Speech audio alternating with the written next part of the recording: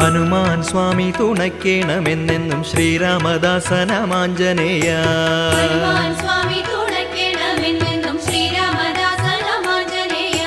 ശക്തിയിലങ്ങയ്ക്കു തുല്യം പ്രപഞ്ചത്തിലാരുമേയില്ലാത്ത സ്വാമിയാരേ.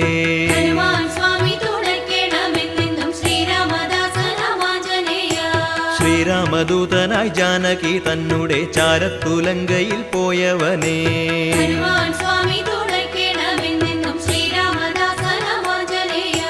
ഉത്തുംഗ കല്ലോല ജാലങ്ങളാക്കുന്നൊരഭിയെ ചാടിക്കടന്നവനേ.